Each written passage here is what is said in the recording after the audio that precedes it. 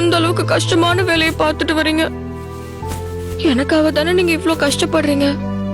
கண்டிப்பா ஒரு நாள் நம்ம வாழ்க்கை மாறுங்க. எனக்கு அந்த நம்பிக்கை இருக்கு. எனக்கும் அந்த நம்பிக்கை இருக்கு. எல்லாமே நடக்கும், பார்க்கலாம். என்னங்க, ஒரு நிமிஷம்.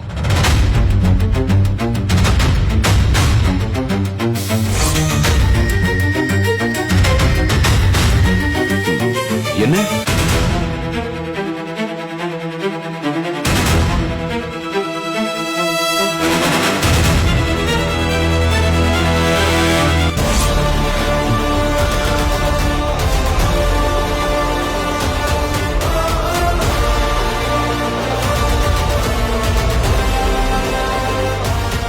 இத கவனிக்காம வந்துட்டனே.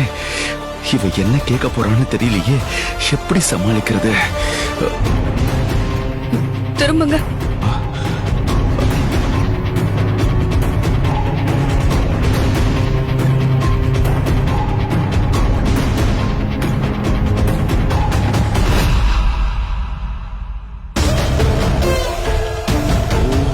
என்னங்க இது? அது பொட்டு. அது வந்து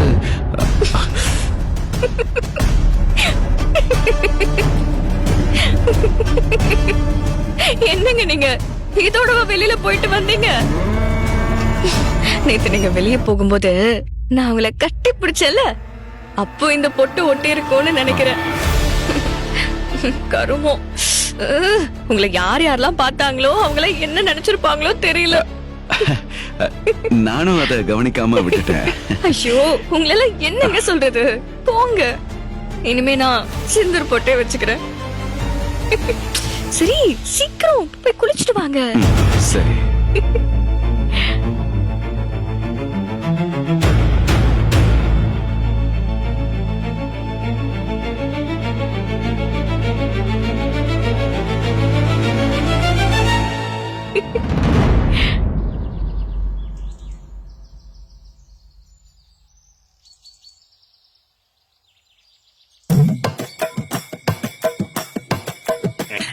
இந்தாங்க சோடா குடிங்க. வேண்டாங்க. என்னங்க நீங்க வெயில்ல வந்திருக்கீங்க, அதுவும் எங்க கடையை நம்பி வந்திருக்கீங்க. ஒரு மனிதாபிமானத்தோட குடுக்கறேன், இதம்மா சோடா குடிங்க.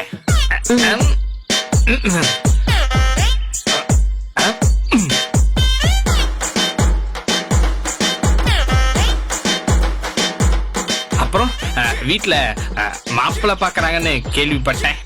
ஆமா. இங்க பாருங்க, ரொம்ப தூரம்லாம் போகாதீங்க. உங்க ஏரியாலயே இல்லனா உங்க வீட்டு பக்கத்து தெருவிலே இல்லனா உங்க வீட்டு பக்கத்திலேயே ஒரு கடையில சுருட்ட முடி வச்சு ஒரு பையன், அதுவும் அழகான பையன் இருப்பான். அவனையே கூட நீங்க மாப்பிள்ளையா செலக்ட் பண்ணிக்கலாம். இந்த கடைக்கு நீங்க தான் ஓனரா? ஓனரா? அதுக்கும் மேலங்க. என்ன நீங்க? இல்லையே, கடையில இன்னொருத்தர் இருப்பாரு. அவரா? அவரு என்னோட அசிஸ்டன்ட் தான். அசிஸ்டன்ட் எப்படி இருப்பாங்க? வேட்டி கைலியுமா இருப்பாங்க. ஆனா ஓனர் எப்படி இருப்பாங்க? கொஞ்சம் கேஷுவலா இருப்பாங்க. ஐ அம் எ கேஷுவல் பாய். சத்தியமாவும் சொல்றீங்க? கை முத ஒரு பொண்ணு கையை தொட போறோம்.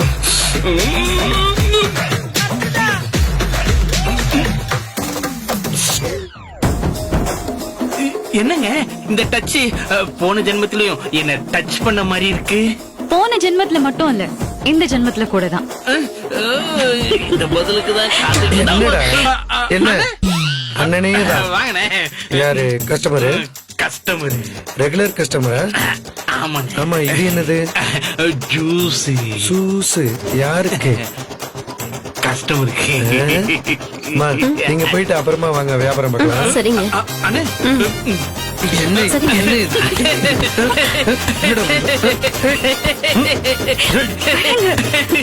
ஏண்டா நான் உன்னை அடிச்சுக்கிட்டு இருக்கேன், நீ என்னடா சிரிச்சுக்கிட்டு இருக்க? அது இல்லண்ணே, உங்க கொழுந்தியா முன்னாடி அடிக்காம அவங்க போனதுக்கு அப்புறம் அடிச்சீங்கல்ல, ரொம்ப பெருந்தன்மையான மனசுனா உங்களுக்கு. கொழுந்தியா? ஏமா இங்க வாமா. ரொம்ப வருத்தப்பட்டாங்க, அதை நிறைவேற்றிடுறேன். போமா.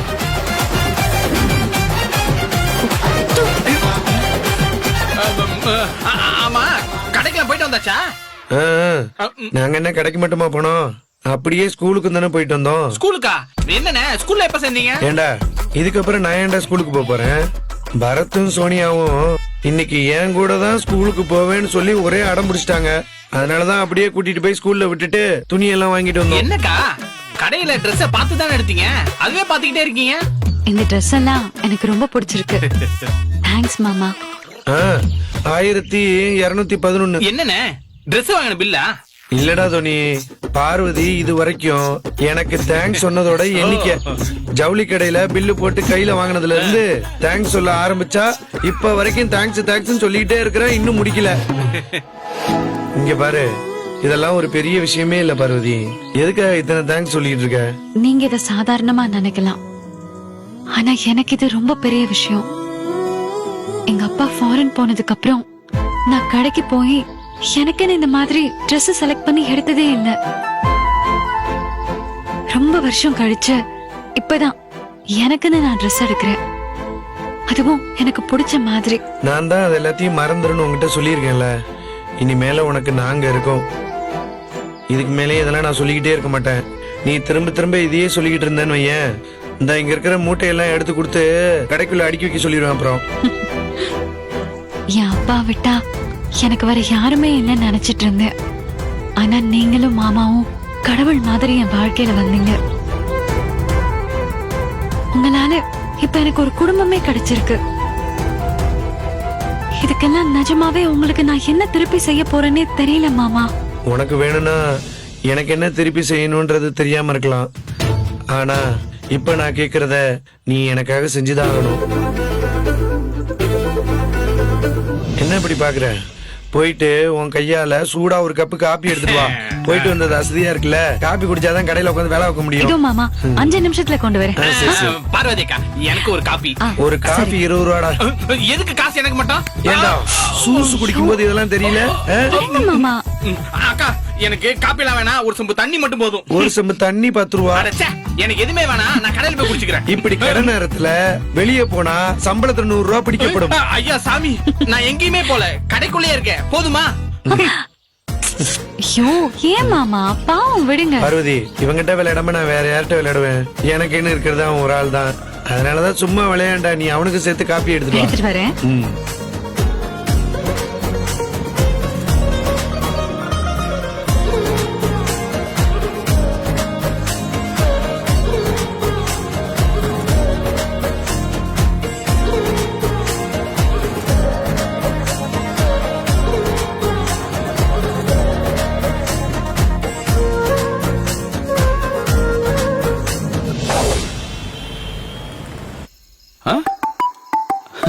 அப்படியா?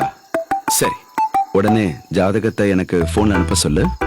அப்பா அம்மா கிட்ட பேசி மீனாட்சி கிட்ட இதை பத்தி பேசிடுறேன், சரியா?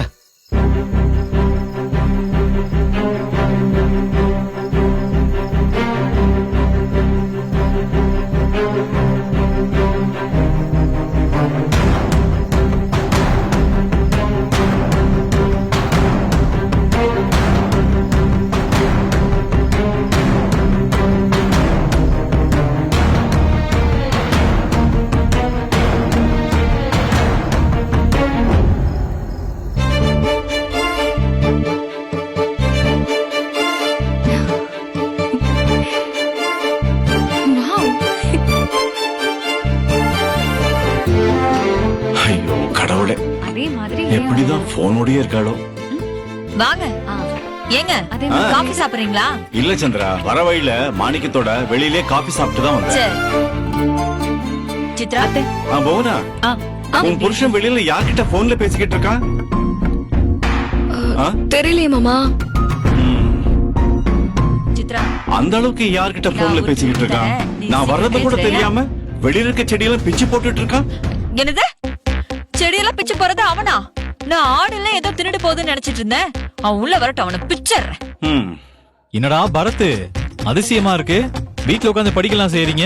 நீங்களாவது படிச்சு பாஸ் பண்ணுங்க, உங்க சித்தப்பா மாதிரி படிச்சுக்கிட்டே இருக்காதீங்க.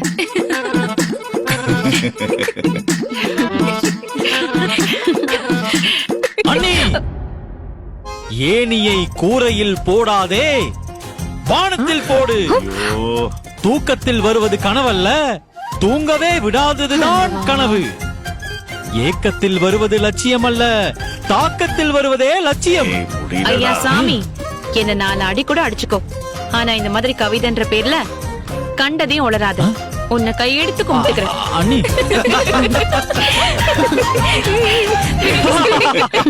நல்லா சரிங்க, நல்லா சரிங்க. ஒரு நாள் என் கையெழுத்துக்காக இந்த ஊரே வந்து காத்து நிக்கும். அன்னைக்கு தெரியும் இந்த பாண்டிதுரை யாருன்னு. சரிங்க, சரிங்க, நல்லா சரிங்க. அப்பா ஒரு முக்கியமான விஷயம். அம்மா நீயும் கேள. சொல்லுப்பா. மீனாட்சிக்கு ஒரு நல்ல வரன் அமைஞ்சிருக்கு, பேசி பார்க்கலாமா?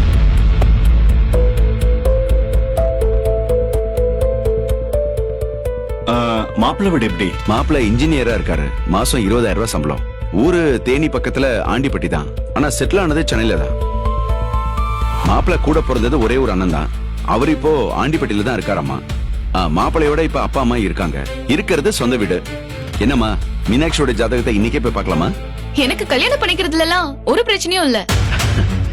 ஆனா எனக்கு கல்யாணம் பண்ணி வைக்கிற அளவுக்கு உங்களுக்கு வசதி வந்துருச்சா? உனக்கு கல்யாணம் பண்றதுக்கு அப்படி என்ன வசதி வரணும்? இப்ப இருக்கிறதே பத்தாதா? அதானே அண்ணி, எங்க அண்ணனுங்க 4 பேரும் ஆளுக்கு 10 சவரன் எடுத்து போடணும்.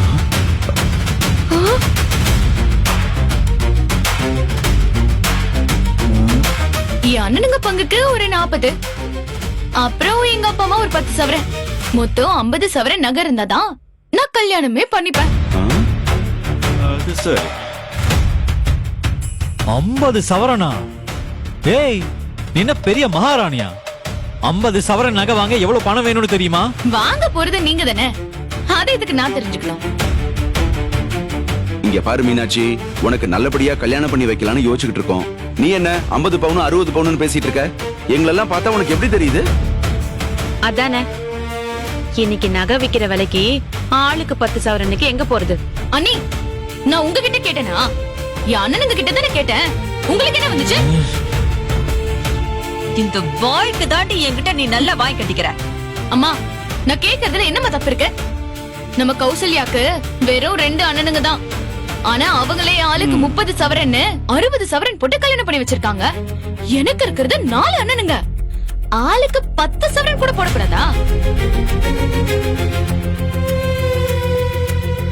ஏமா மீனாட்சி, அந்த கௌசல்யாவோட அண்ணனுங்க 2 பேரும் பினான்ஸ் கம்பெனி வச்சு நடத்துறாங்க. அவங்க வசதிக்கு 30 இல்ல 300 சவரன் கூட போடலாம். எனக்கு அதெல்லாம் தெரியாது. ஆளுக்கு 10 சவரன், மொத்தம் 50 சவரன் போட்டே ஆகணும்.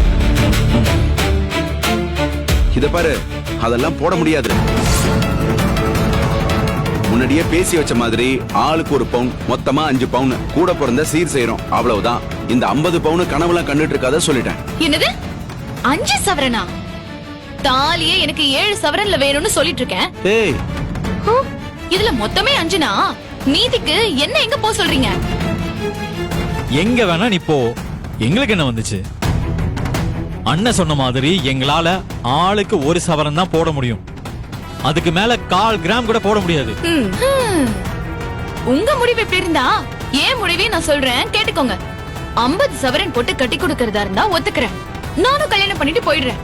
இல்ல கடைசி வரைக்கும் இதே வீட்ல தான் இருப்பேன். நீ இங்கே இரு. எழுந்திரு போ. நீ எல்லாம் பொறுப்பு பாத்தியா அவள? ஆளை மண்ணையும் பாரு. பாரு என்ன திமிரா பேசிட்டு போறா. சந்திரா, வழக்கமா மாப்பிள்ளை வீட்டுல தான் டௌரி கேட்பாங்க. இங்க இவளே கேக்குறா. ஏப்பா ராஜதோர, நீ பையனோட ஜாதகத்தை வாங்க, நாளைக்கு ஜோசியத்தை கொடுத்து என்னன்னு கேட்போம். ஆனா அவ 50 பவுன் போட்டாதான் கல்யாணம் பண்ணிப்பேன்னு சொல்லிட்டு போறா. ஏண்டா, அவ சொல்லிட்டு போயிட்டா போட்டு தள்ளிடுவாங்களா? நீ அந்த ஜாதகத்தை வாங்கடா. முதல்ல இவளை அவன் கையிலாவது புடிச்சு கொடுத்துட்டு தான் அடுத்த வேலைய பாக்கணும். காலையில ஜாதகம் அனுப்பிடுவாங்க, பார்த்து சொல்லுங்க.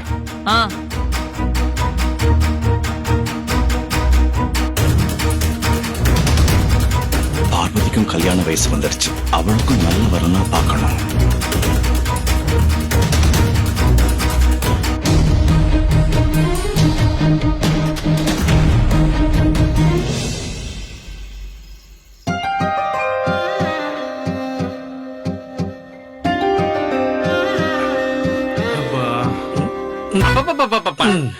ஏன்னா இவங்களுக்குலாம் பகல்ல நேரமே இருக்காதா? ராத்திரியில அதுவும் கடை மூடுற நேரத்துல தான் வருவாங்களா? டேய் என்ன? நீ அவ்வளவுலாம் ஒண்ணும் சலிச்சிட்டு வேலை பார்க்க வேணாம்டா. உன்னால முடியலன்னா சொல்லு.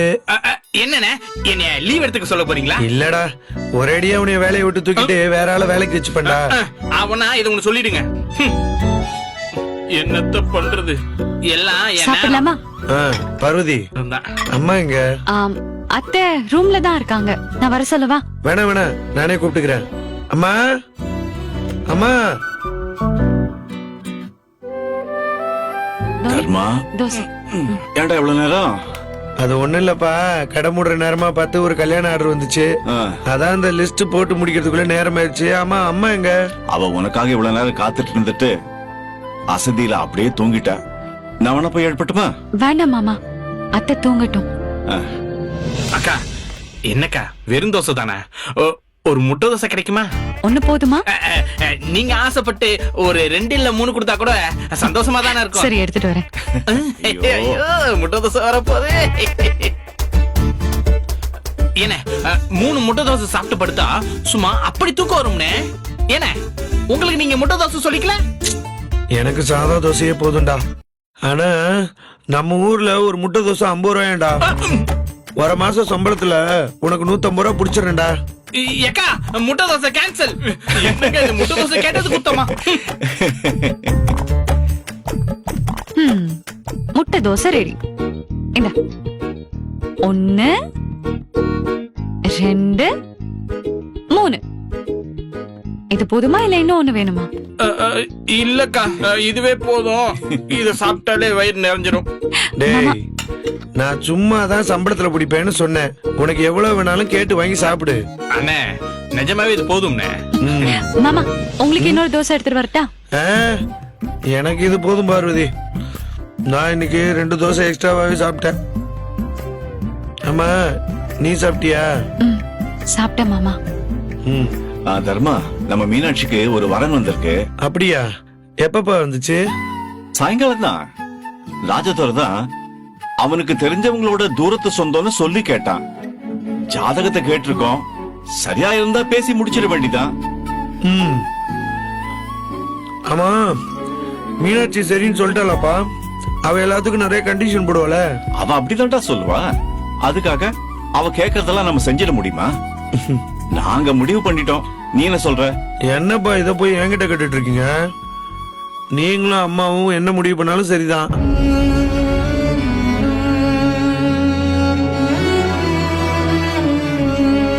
பார்வதி, ஏமா ஒரு மாதிரியா இருக்க? ஒண்ணும் இல்ல மாமா.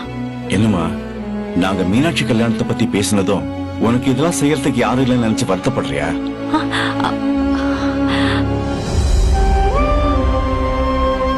பார்வதி, கவலைப்படாத. உனக்கு நாங்க இருக்கோம். நாங்க உனக்கு எந்த குறைவும் இல்லாம முன்னாடி நின்னு உனக்கு கல்யாணம் பண்ணி வைப்போம். உங்க அம்மா இருந்திருந்தா என்ன பண்ணுவாளோ அத நான் உனக்கு பண்ணுவேன். ஆமா பார்வதி, உன் கல்யாணத்தை கிராண்டா பண்ணிடுவோம். இதுக்காக தோனி அவன் 1 வருஷ சம்பளத்தையே விட்டு கொடுக்க போறான். டேய், டேய், டேய், எங்கடா போற? அவனே சம்பளத்திலே வந்து நிக்கிறீங்க. டேய், சும்மா விளையாட்டுக்கு தானடா சொன்னேன். அதராத, உட்காரு, உட்கார்ந்து சாப்பிடு. நல்ல வேலை. அப்பெல்லாம் பண்ணா எனக்கு எப்பதான் கல்யாணம் ஆகுறது? ஓஹோ, சாருக்கு அப்படி ஒரு நினைப்புலாம் இருக்கா? அப்பா சொல்லுப்பா. இங்க பாருங்கப்பா, தர்மான கல்யாணத்துக்காக தான் வெயிட்டிங். நீங்க நாளைக்கே அவர் கல்யாணம் பண்ணீங்கன்னா நான் நாளான்னைக்கே ஒரு கல்யாணத்தை பண்ணி வந்து நிப்பேன். தாராளமா பண்ணு. அட பாவி, அப்ப நீ ரெடியா தான் இருக்கியா? Yeah, of course. எனக்கும் கல்யாணம் பண்ண வயசு வந்துருச்சுல. சட்டப்பட்டுனே நீங்களும் ஒரு கல்யாணம் பண்ற வழியை பாருங்க. அக்கா, சென்னையில இத்தனை வருஷமா இருக்கீங்களா, நீங்க யாருமே லவ் பண்ணலையாக்கா? ஏண்டா, சென்னையில இருந்தா தான் லவ் பண்ணுவாங்களா? மத்த ஊர்ல இருக்கவங்க எல்லாம் லவ் பண்ண மாட்டாங்களா என்ன? அதுக்கு இல்லனே, சென்னை வந்து ஒரு பெரிய ஊரு. அங்க லவ் பண்றதுலாம் சாதாரணமாச்சே. அதனாலதான் நான் கேட்டேன். நீங்க சொல்லுங்கக்கா, நீங்க இது வரைக்கும் லவ் பண்ணதே இல்லையா? இல்ல தோனி, நான் இருந்தது ஒரு நரகம். அங்க சந்தோஷங்கிறது எனக்கு வெறும் வார்த்தையா தான் தெரியும். ஒரு நாளும் அதை நான் அந்த வீட்டுல அனுபவிச்சதே இல்லை. அந்த வீட்டுல நான் ஆசைப்பட்ட சாப்பாடு கூட என்னால சாப்பிட முடியாது. அப்ப அப்புறம் எப்படி ஒரு ஆம்பளை மேலாம் ஆசைப்பட முடியும்?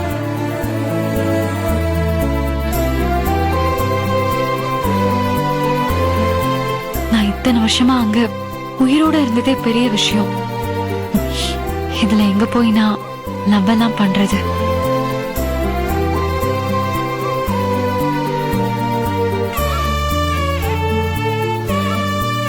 சரி விடு பார்வதி, அந்த நரக வாழ்க்கைய நீ மறந்துரு. இனிமேல நீ வாழ போற வாழ்க்கை ரொம்ப நல்லா இருக்கும். நீ ஒண்ணும் கவலைப்படாத.